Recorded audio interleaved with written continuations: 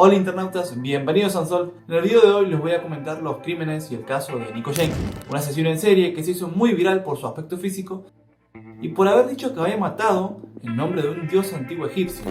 Quédate hasta el final del video para saber si era toda una locura de él o había algo de verdad dentro de todo. Nico Jenkins nació el 16 de septiembre de 1986, en Colorado, hijo de David McGee y Lori Jenkins. Tuvo una infancia bastante difícil y rodeada de violencia, viviendo un vaivén de sustancias ilícitas pasando enfrente de él. Quiero aclarar que tener una infancia difícil no justifica todos los crímenes, pero al menos nos da un contexto a todo esto. El apellido Jenkins en esa zona era muy conocido ya que la mayoría de la familia había sido criminal. Sus primeras incursiones delictivas comenzaron muy pronto. Con tan solo 7 años se había llevado un arma a la escuela, pero en esa oportunidad, por suerte, nadie salió herido. Cuando llegó a la edad de 11 años, ya había coleccionado varios robos y peleas menores. Hasta había empezado a rodearse de pandillas, y esto significaría, o parecía significar, que su comportamiento y criminalidad solo iría a mayores. Ya en este punto también hasta había llegado a amenazar a su propio padre de que le iba a disparar en la cabeza. Jenkins hasta los 15 años se había mantenido al borde de la ley, ya que fue en esta oportunidad donde sí tuvo sus primeros antecedentes penales, acusado de robo y asalto agravado. La situación fue la siguiente: intentó pedir un aventón a una chica, y ella, como se negó, decidió amenazarla con una escopeta y robarle el auto. Fue atrapado rápidamente y condenado a 21 años de prisión. Dentro de la prisión no parecía escarmentar, siguió manteniendo un comportamiento súper rudo y revoltoso. Tal era ese nivel de mal comportamiento que lo aislaron muchísimas veces. Hasta lo llevaron a la zona de rehabilitación mental de la cárcel, y como interpretaron que no estaba tan mal, lo regresaron a la prisión común. Cuando estuvo en la zona de rehabilitación mental, conoció a Chalonda. Esta mujer se convertiría en su esposa. Chalonda salió de prisión antes que Nico, y tuvo un hijo con otro hombre. A Nico Jenkins lo dejaron libre luego de cumplir 10 años y medio de prisión, de los 21 años originales a los que se lo había condenado. Más específicamente, Jenkins fue puesto en libertad a sus 26 años, el 30 de julio de 2013. A raíz de esta liberación, Jenkins tenía vía libre para volver a cometer todos los crímenes que quisiera. Aproximadamente a las 5 de la madrugada, el 11 de agosto de 2013, un oficial de patrulla descubrió 2 cuerpos dentro de una camioneta Ford blanca estacionada cerca de una piscina de la ciudad, en Spring Lake Park. Las 2 víctimas fueron identificadas como Juan Uribe Peña y Jorge Cajiga Ruiz. Los cuerpos fueron encontrados con disparos en la cabeza y con los bolsillos al revés. Pero ¿cómo fue que estos hombres terminaron asesinados de esa manera? Según las investigaciones, fueron atraídos por 2 mujeres para un encuentro sexual. Estas 2 mujeres eran Erika Jenkins y Christine Bordock, hermana y prima de Nico Jenkins. El modus operandi fue que ellas iban a actuar como prostitutas en la calle para lograr atraer hombres incautos. Cuando los captaban, los citaban en un lugar determinado, y es ahí cuando entraba en acción Nico Jenkins, para robarles. Aunque en esta oportunidad, Nico llevó la situación completamente al extremo, quitándoles la vida. El 19 de agosto a las 7 de la mañana fue encontrado el cuerpo de Curtis Bradford.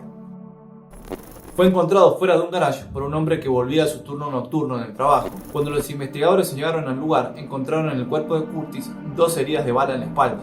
Más tarde se reveló que Bradford y Jenkins habían posteado una foto en Facebook el día anterior.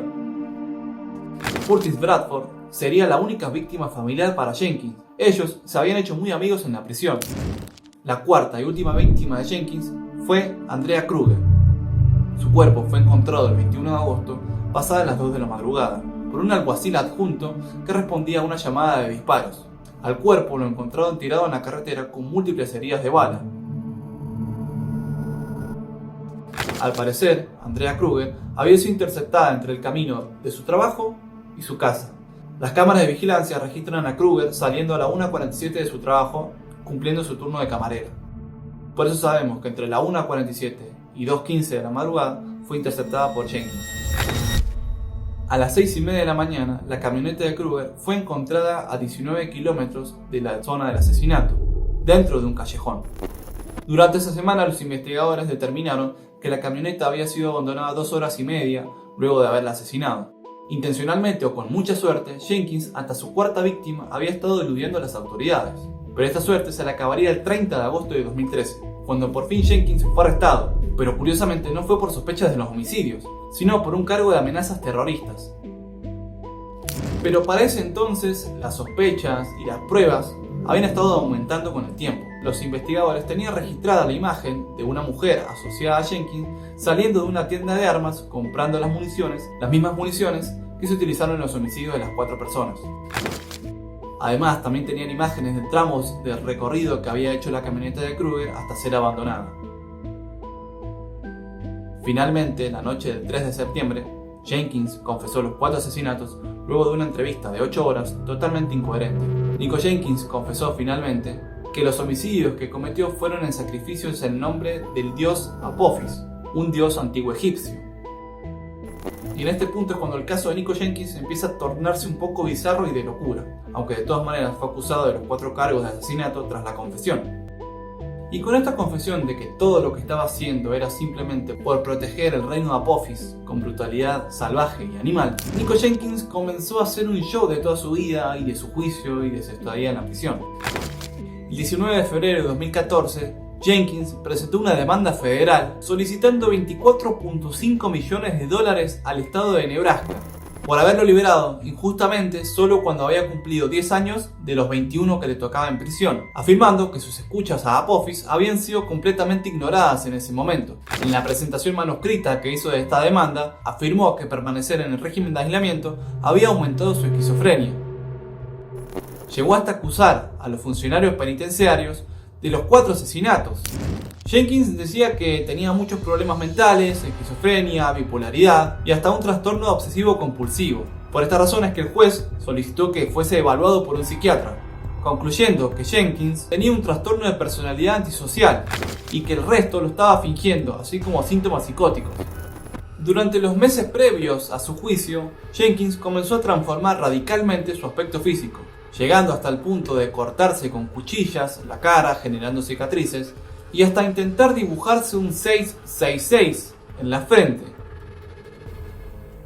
Pero al mismo tiempo que es perturbador, esta situación fue bastante graciosa, ya que lo hizo frente a un espejo con una imagen invertida, por lo cual el 666 quedó completamente al revés.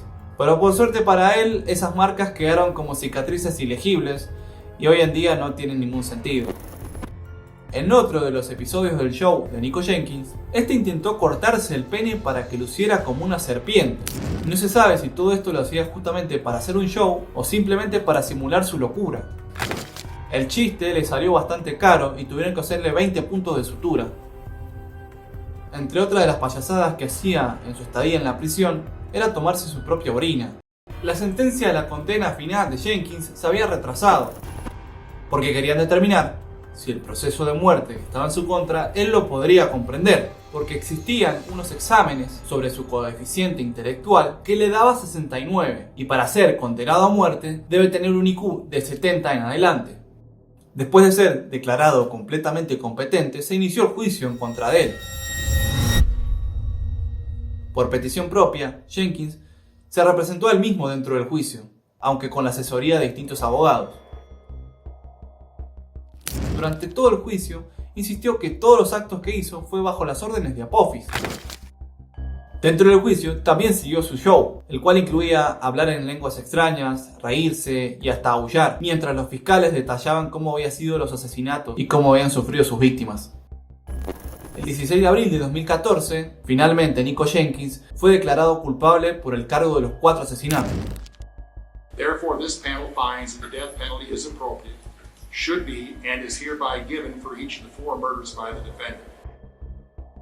El 29 de julio, el juez ordenó que Jenkins fuese internado en un hospital psiquiátrico, hasta que los médicos y los profesionales estuvieran satisfechos con la condición de él.